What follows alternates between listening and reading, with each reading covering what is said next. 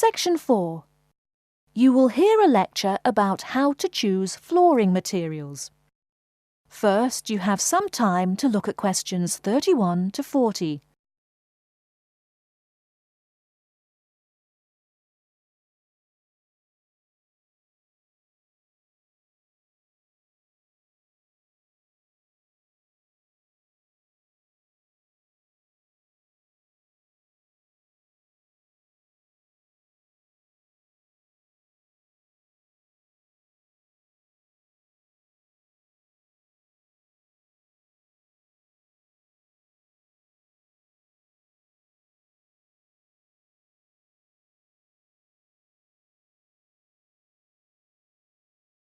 Now, listen carefully and answer questions 31 to 40. We've been talking about choosing building materials in the last week. Now, a great many factors influence the choice of building materials. You can't make a house of cards, right? And people who live in glass houses and all that. Anyhow, today I'd like to say a few words about flooring. Some artificial materials can be used, like plastic for instance, which offer mixed blessings when used as a flooring surface. On the one hand, plastic is cheaper than nearly any other alternative, short of bare ground. Plastic also does not warp like wood. On the other hand, the best that can be said about plastic is that it looks like wood or stone. However, it cannot replace the real materials. As I have mentioned, I'm fixing up a new house. The decorator my wife hired told me plastic does a great job of looking exactly like plastic.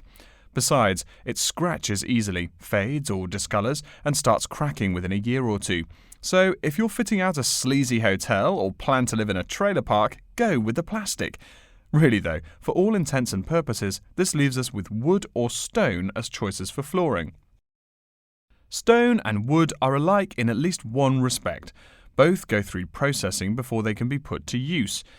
Since few of us cut our own lumber or quarry our own stone, this is not perhaps a pressing concern. Still, do-it-yourselfers would do well to remember to buy only properly seasoned wood. Unseasoned wood warps, and a warped floor quickly becomes firewood, and its owner quickly becomes poorer. Likewise, except for dull-hued materials like slate or sandstone, most stone floors are polished before installation. The choice goes well beyond just wood or stone. Each type requires many further considerations. A few special remarks are called for when considering wood. For example, as always, aesthetics, personal taste, and layout all play roles, as well as the type of house or room. Oh, and certainly don't forget the cost. When it comes to cost, a rule of thumb is that the softer and less exotic the wood, the lower the cost. In the US, for instance, pine is both ubiquitous and cheap. Mahogany is imported and exorbitantly expensive. If you're on any kind of budget when remodeling, it's really helpful to remember to go for the softer woods. Aside from cost, there are still lots of different factors that are important in choosing the best flooring for the job. Continuing with the example of wood, one must consider the effects of each type of wood on the mood of the room. When selecting the best wood to use, particular attention needs to be paid to its grain patterns, texture, and color. In rooms where relaxation or deep thought is the aim, say bedrooms or the study, dark, strong-grained woods are the rule. Here, the grain ought to match the furniture for a feeling of homogeneity. In rooms where activity and motion are typical, the dining room or living room, lighter, finer-grained lumber is more suitable. In such a setting, the wood grain might be useful in offering a contrast to the furniture. This leads to a feel of subconscious excitement in keeping with the room's function. In either case, though, consult a decorator. It is a decorator's job to know what materials to use to fit the function of the room. Though some things about putting together a room are subjective and based on one's individual taste, materials appropriate to a room's function are much more straightforward. A decorator takes the needs of the customer and uses a mathematical formula rather than subjective words. Since feelings vary from person to person, verbal descriptions of wood types tend to be ambiguous. You want the wood you select, not something approximate. And if you do decide to do it yourself, remember that all wood must be treated with preservatives to enhance its appearance and preserve its natural beauty. In the case of stone, or quarry tile, as flat-cut flooring stone is properly called, a new set of considerations must be weighed up. Simple colour aside, the degree of reflection must be kept in mind.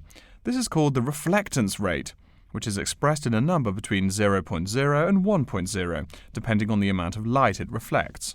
At one end of the scale is polished silver. At a rating of 1.0, this shiny surface reflects nearly all of the light directed at it. Numbers closer to 0 describe materials that absorb more light. Moving down the scale a bit, we see that plastic that has been painted white has a rate of 0.8, which makes sense. We know that the colour white reflects all other colour, while black absorbs all colour, and plastic itself is a relatively reflective material. Materials that are denser and darker have reflectance rates much closer to 0. The quarry tile I mentioned a while ago has a rate of 0.1. As you may know, quarry tile is generally dark brown and made from clay, so it is quite dense. Of course, there is considerable variation among types of quarry tile because of the hue or treatment of the clay during its creation. Does anyone have any guesses as to what material may have a rate of almost 0.0? We can guess most of these materials are black in colour, but plastic, wood and even stone reflect some light. One material with a rate of almost 0.0 is black velvet. The texture produces almost no shine at all. Carrara marble, despite its white hue, is actually lower in reflectivity than black onyx. In any case, the fact that tiles vary somewhat should not be forgotten. A highly reflective floor would not be suitable in a library. It would be indispensable in a ballroom, should your home be large enough to feature one. Again, a rule of thumb is that light means lively. Since form and material follow function, one should only use the more reflective materials in rooms where the cultivation and expression of energy is important. Bear in mind, too, that most types of stone cost more than all but the rarest of wood. Of course, there is no reason why some rooms of a house should not feature wood floors or other stone tiles. You can even mix the two.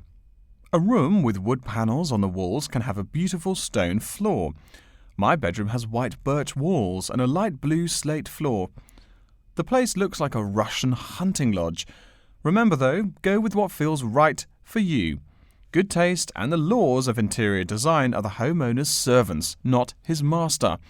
It's only beautiful when you decide it is. I mean, you're the one who lives there, not the decorator, right? Okay, are there any questions? That is the end of section 4. You now have half a minute to check your answers.